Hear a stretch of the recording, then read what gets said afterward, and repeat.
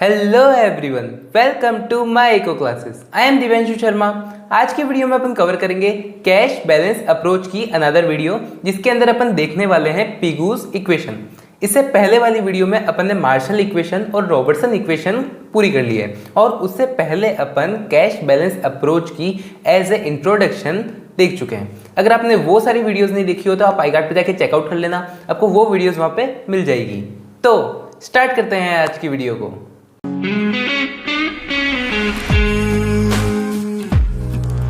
Start करते हैं अपन Pigou's equation से, Pigou's equation of cash balance approach.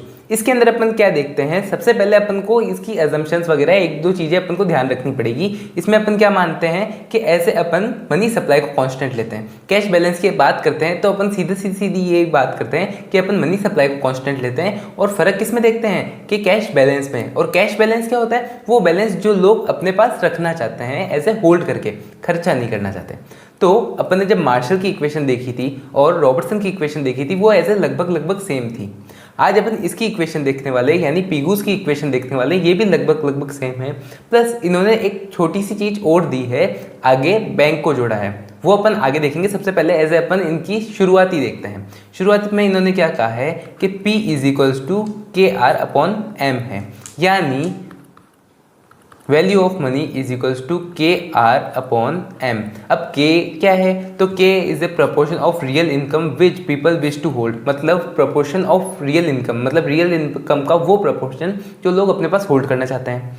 और R क्या है, रियल इनकम है। ओके, और M क्या है, वही मनी सप्लाई यानी क्वांटिटी ऑफ मनी है। और P वैल्यू ऑफ मनी, जैसे कि अपन ने देखा। तो अब ये क्या बताना चाह रहा है, ये बताना चाह रहे हैं कि जैसे ही KR बढ़ेगा, यानी अपन पैसा ज़्यादा अपने पास रखेंगे, तो वैसे ही क्या बढ़ेगा, P भी बढ़ेगा, यानी वैल्यू ऑफ मनी भी बढ़ जाएगी। यहाँ पे अपन क्या देखते हैं, जैसे ही अपना कैश बैलेंस बढ़ेगा, जैसे ही अपन अपने पैसे को अपने पास होल्ड करके ज़्यादा रखेंगे, वैसे ही क्या होगा, वैल्यू ऑफ मनी भी बढ़ जाएगा। और इसका वाइस वर्सा कि जैसे ही अपन होल्ड करना पैसों को कम कर देंगे, तो पैसों की वैल्यू भी कम हो जाएगी। वो कैसे, एक रिलेशन थी, वो चीज़ आपको ध्यान होनी चाहिए कि जैसे ही अपन कैश बैलेंस बढ़ाते हैं, अपने पास कैश ज़्यादा रखते हैं, उससे क्या होगा, डिमांड कम हो जाती है। क्योंकि अपने पास ज़्यादा पैसा रख रहे हैं तो अपन क्या करेंगे, डिमांड कम करेंगे।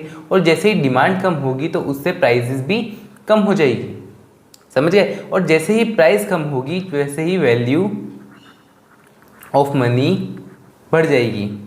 ठीक है, जैसे ही प्राइस कम हुई वैसे ही वैल्यू ऑफ मनी बढ़ जाएगी। और इसका उल्टा भी होगा सेम, कि जैसे ही कैश बैलेंस अगर अपन कम रखने लगे तो उससे क्या होगा, डिमांड अपन ज़्यादा करेंगे।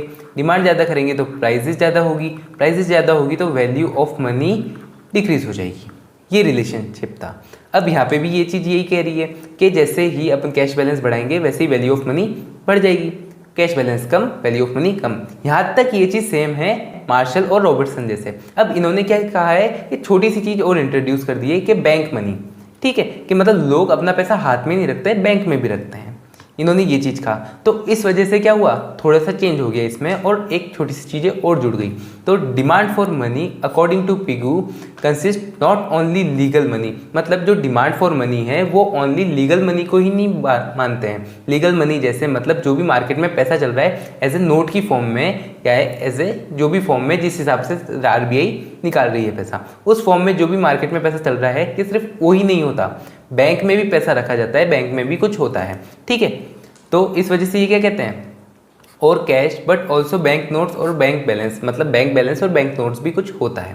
ठीक है, in order to include bank notes and bank balance in demand for money, Pigou modifies his equation. मतलब पिगू ने क्या किया, जैसे ही इनको बैंक नोट्स और जोड़ने थे, बैंक बैलेंस और जोड़ना था, मतलब ये अपनी इक्वेशन में ये सारी चीज़ें जोड़नी थी, तो इस वजह से इन्होंने क्या किया, अपनी इक्वेशन को थोड़ा सा मॉडिफाई कर दिया। और क्या बना दिया, इन्होंने बना दिया P = KR/M। यहाँ तक सेम है। आगे इन्होंने क्या कहा, इन्होंने लिया C + H ब्रैकेट में 1 - C। ये इन्होंने अपनी नई इक्वेशन ली।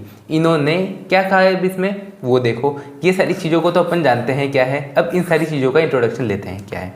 C की बात है तो C क्या है, the proportion of the total real income actually held by public in legal tender including token coins.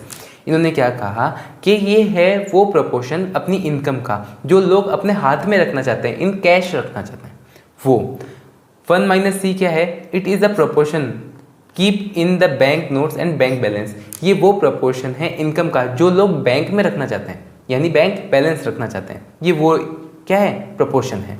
तो C और 1 माइनस सी समझ गए, यानी ये चीज़ समझ गए अपन और ये चीज़ समझ गए। अब H क्या है? H वो प्रोपोर्शन है जो कमर्शियल बैंक, ठीक है, अपन ने कमर्शियल बैंक वाली वीडियो में पढ़ा था कि वो कुछ रिजर्व अपने पास रखते हैं डे टू डे ट्रांजेक्शन के लिए। तो मतलब ये H वो प्रोपोर्शन है जो कमर्शियल बैंक अपने पास रखती है डे टू डे ट्रांजेक्शन के लिए। देखो द प्रोपोर्शन ऑफ, यहाँ पे F है ना, actual tender that banks keep against the notes and balance held by their customers, मतलब कस्टमर्स जो भी पैसे जमा करा रहे हैं उसका एज ए प्रोपोर्शन वो अपने पास रखती है डे टू डे ट्रांजेक्शन के लिए, अलग अलग चीज़ों के लिए। ओके, समझे? तो C क्या है, 1 माइनस सी क्या है और H क्या है। अब इन्होंने क्या किया, इस इक्वेशन का पूरा रुख बदल दिया, ठीक है। जहाँ पे अपन बात कर रहे थे सप्लाई को कांस्टेंट लेने की, वहाँ पे इन्होंने क्या लिया, K को कांस्टेंट ले लिया, R को कांस्टेंट ले लिया, C को कांस्टेंट ले लिया और H को कांस्टेंट ले लिया। छोड़ा किसको? सिर्फ इसको, मनी सप्लाई को। देखो आगे, अब ये क्या बोलते हैं, Pigou points out that when K, R, C and H, जब K को यानी वो प्रोपोर्शन जो अपने पास कैश बैलेंस में रखना चाहते हैं, इनकम का वो प्रोपोर्शन जो अपन कैश बैलेंस रखना चाहते हैं, R यानी रियल इनकम जो अपनी इनकम है उसको भी चेंज नहीं किया, वो प्रोपोर्शन भी चेंज नहीं किया, C यानी जो अपने हाथ में पैसा रख रहे हैं अपन यानी कैश रख रहे हैं उसको भी चेंज नहीं किया, और बैंक जो पैसा अपने पास रख रही है एज ए रिजर्व उसको भी चेंज नहीं किया। समझ गए? ये सारी चीज़ें उन्होंने चेंज नहीं की, एज ए कॉन्स्टेंट मान के चले, ठीक है। Are taken constant, change in money supply cost proportional change in the value of money. और इन्होंने रिलेशन किस में दिखा दिया कि मनी सप्लाई के चेंज होने से वैल्यू ऑफ मनी में क्या फ़र्क पड़ता है, ये रिलेशनशिप दिखाया। तो जैसे अपन ने इनके देखा था, देखो P is equals to KR upon M और यहाँ पे C plus H 1 minus C, ये इक्वेशन थी अब इनकी। अब अपन ने इसको कांस्टेंट ले लिया, इसको कांस्टेंट ले लिया, इसको ध्यान रखने की बात ही नहीं है। अब अपन क्या रिलेशन देख रहे हैं, इसमें M में और P में देख रहे हैं। अब ये डिनोमिनेटर है, ये न्यूमिनेटर है। अब न्यूमिनेटर और डिनोमिनेटर में सबसे पहली बात प्रोपोर्शनल यानी अपोजिट चेंज होता है, ठीक है। तो जैसे ही मनी सप्लाई बढ़ेगी वैसे ही वैल्यू ऑफ मनी कम हो जाएगी, और जैसे ही मनी सप्लाई कम होगी वैल्यू ऑफ मनी बढ़ जाएगी, ये रिलेशनशिप है। अब डिमांड फॉर मनी अपने लिए एज ए कांस्टेंट। अब कांस्टेंट जब डिमांड फॉर मनी होता है तो उसका कर्व बनता है रेक्टेंगुलर हाइपरबोला। अगर एज ए कर्व में एक ग्राफ में देखें तो ये हो गया एक रेक्टेंगुलर हाइपरबोला, ये हो गया डिमांड फॉर मनी। इसको अपन ने एज ए कांस्टेंट लेके चले हैं यहाँ पे। क्यों? क्योंकि सारी चीज़ों को अपन ने कांस्टेंट बनाया, K, R, C और H इन सबको। अब मैं पेन चेंज करता हूँ और आपको दिखाता हूँ क्या होता है। देखो अब अपन सबसे पहले मनी सप्लाई यहाँ पे लेते हैं, ये हो गई अपनी मनी सप्लाई 1। ओके, अब जब ये O है और यहाँ पे क्वांटिटी ऑफ मनी ली है अपने एक्स एक्सिस पे, तो क्वांटिटी ऑफ मन यहाँ पे है एक तरह से मानो, और यहाँ पे क्या हो रहा है, वैल्यू ऑफ मनी यहाँ पे V1। तो फर्स्ट में जब अपना इक्विलिब्रियम था, ऐसे मार्केट में अभी तक कुछ चेंज नहीं हुआ है, तब अपने क्या देखा कि Q1 क्या है, क्वांटिटी ऑफ मनी है, और V1 क्या है, वैल्यू ऑफ मनी है। अब क्या होता है, मनी सप्लाई चेंज हो जाता है, क्योंकि इन्होंने क्या लिया है, चेंज इन मनी सप्लाई लिया है ना। इधर देखो ये चेंज इन मनी सप्लाई, ठीक है। अब MS1 से अपन क्या ले गए, MS2 पे ले गए, मनी सप्लाई 2 पे ले गए। तब क्या हुआ, ये डिक्रीज हो गया, V-1 हो गया, और यहाँ पे Q2 हो गया, ठीक है। तो OQ1 से OQ2 जब गए, जैसे ही मनी सप्लाई इंक्रीज हुआ उससे क्या हुआ, वैल्यू ऑफ मनी डिक्रीज हो गई। समझ गए? अब अगर अपन और बढ़ाएं इसको, ये और बढ़ाया, देखो मनी सप्लाई 3 कर दिया, तब क्या हुआ, वैल्यू ऑफ मनी और कम हो गया, V-2 हो गया। कि जैसे ही अपन ने Q2 से Q3 लेके गए तो क्या हुआ, वैल्यू ऑफ मनी और कम हो गया, V-1 से V-2 हो गया, ठीक है। समझ गए इस चीज़ को? और अगर अपन इसका अपोजिट करें कि अपन Q3 से Q2 ले गए तो इससे क्या हुआ, V-2 से V-1 पे चले जाएंगे, और अगर अपन और कम करी तो क्या हो जाएगा, और ऊपर चले जाएंगे, V1 पे चले जाएंगे। तो ये रिलेशन क्या है, इसके अंदर है, और यही इस्टेब्लिश कौन करना चाह रहे हैं, PQ करना चाह रहे हैं, इन चीज़ों को कांस्टेंट रख के। किसको, K को, R को और C को और H को। इन सारी चीज़ों को कांस्टेंट रखे। तो अगर एक बार अपन इन सब का रिकैप देखें, अपन ने क्या क्या देखा, तो देखो अपन ने पीगू की इक्वेशन में सबसे पहली इक्वेशन पढ़ी जिसके अंदर नॉर्मल सेम रिलेशन था, किसमें, वैल्यू ऑफ मनी में और कैश बैलेंस में, ठीक है। बाद में इन्होंने चीज़ें इंट्रोड्यूस करी जैसे बैंक मनी, बैंक में जो भी पैसा जमा करा रहे हैं वो, और उससे इक्वेशन क्या बनी, ये वाली बनी, KR/M C+H1 - C, ये वाली इक्वेशन बनी, ठीक है।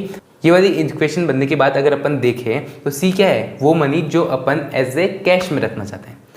H की बात करें तो H वो है जो एज ए कमर्शियल बैंक अपने पास रिजर्व रखती है। 1 - C वो प्रपोर्शन है जो पैसा अपन बैंक में रख रहे हैं, ओके।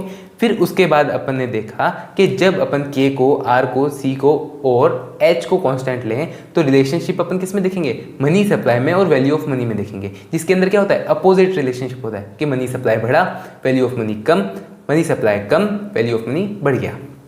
ये रिलेशन अपन ने देखा। तो होप आपको ये वीडियो समझ में आई होगी, अच्छी लगी होगी। अगर आपको ये वीडियो समझ में आई हो, अच्छी लगी हो तो वीडियो को लाइक कर देना, चैनल को सब्सक्राइब कर देना। कोई भी डाउट हो, क्वेश्चन हो तो आप कमेंट बॉक्स में इजीली पूछ सकते हैं। अपन मिलेंगे नेक्स्ट वीडियो में।